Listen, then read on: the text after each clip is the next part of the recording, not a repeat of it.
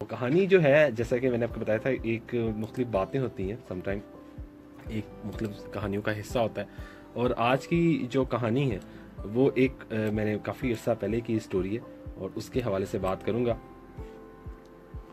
तो स्टोरी कुछ इस तरह ऐसे है कि जो आपको, जैसे कि मैंने बताया था कि ये एक डाइजेस्ट में पड़ी थी, तो इसकी स्टोरी का आगाज़ कुछ इस तरह से था कि एक उन्होंने जो कहानी है 22 लोगों की मुकम्मल की।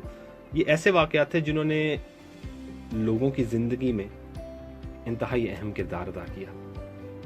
ये वाक़यात बुनियादी तौर पर मशवरे थे जो बाद-अज़ां कामयाब लोगों पर ज़िंदगी के दरवाजे खोलते चले गए। ये 22 मशवरे एक जगह जमा किए गए और इनको नाम दिया गया आर्ट ऑफ लिविंग। ये कहानी का नाम है, आर्ट ऑफ लिविंग, यानी ज़िंदगी गुजारने का फ़न। ये 22 मशवरे वाकई शानदार हैं, लेकिन जो आज की स्टोरी है वो है डॉक्टर खुर्शीद की। ये कश्मीरी नैयाद अमेरिकन है और इन्होंने अपनी स्टोरी लिखी थी। जैसे हम यहाँ कहते हैं कि जी पाकिस्तानी नैयाद या इंडियन नैयाद, बरतानवी, इसी तरह इनकी स्टोरी ये क्या आज का हिस्सा है। तो उनकी जो स्टोरी थी वो मुझे बड़ी ज़बरदस्त लगी और हम पढ़ के मुझे अच्छा लगा और मुझे याद रही। तो स्टोरी में लिखते हैं कि मैं कश्मीर में पैदा हुआ और हमारे दादा अपने पोते पोतियों और नवासे नवासियों को अपने सेब के बाग में ले जाते थे। बाग में परिंदे चोंचों से सेब खराब कर जाते थे। ये सेब दागी हो जाते थे और दागी सेब मार्केट में नहीं बेचे जा सकते थे। हमारे दादा ये दागी सेब तोड़ते और चाकू से काट कर जो गला सड़ा हिस्सा फेंकते और साफ हिस्सा हमें खाने को दे देते। हमें दादा की ये हरकत बुरी लगती, लेकिन हम उनसे कभी पूछते नहीं, हम डरते रहते।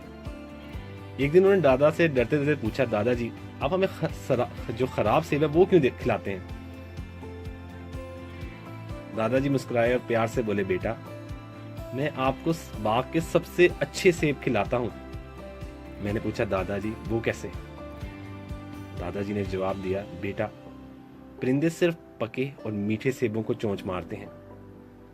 मैं हमेशा तुम लोगों के लिए ऐसे सेब तलाश करता हूँ जिनका एक हिस्सा परिंदे खा चुके होते हैं, क्योंकि ये सेब पका भी होता है और मीठा भी।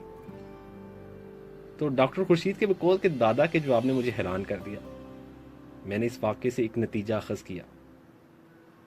ये नतीजा मेरी ज़िंदगी का बेहतरीन मंत्रा था, सोच थी।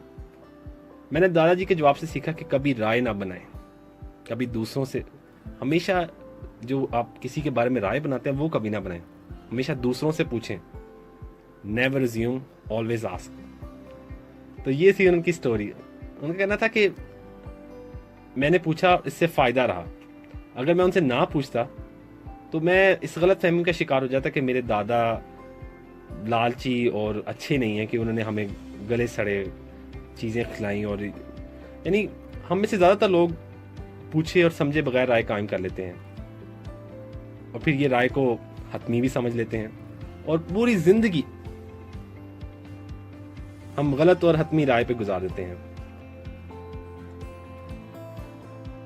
वो कहते हैं कि अगर मैं खामोश रहता तो दादा को हमेशा एक कंजूस इंसान और यानी कंजूस और कहते जालिम इंसान समझता और ये शायद जिंदगी इस मंत्रे से महरूम रह जाते कि नेवर अज्यूम, ऑलवेज आस्क। कभी राय ना बनाएं, हमेशा दूसरों से पूछें। तो ये मेरी स्टोरी थी।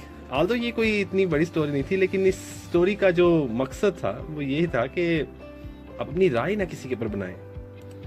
आप सोचते हैं कि वो जो राय है वो बगैर आप सोचे समझे इस पे कायम कर लेंगे तो ये सही नहीं रहेगा।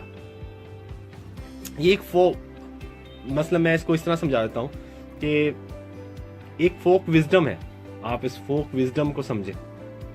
परिंदे हमेशा मीठे और पके फल पर चोंच मारते हैं। आप अंदाजा कीजिए कि एक सवाल ने इन पर कितने रास्ते खोल दिए। हमारा सबसे बड़ा आर्ट ऑफ लिविंग का सवाल है। क्यों? क्योंकि सवाल दुनिया में दानाई का सबसे बड़ा सोर्स है। आपको सवाल करने वाले लोग दुनिया में कभी खाली हाथ नहीं मिलेंगे। आप इस सिलसिले में सकरात की मिसाल लीजिए।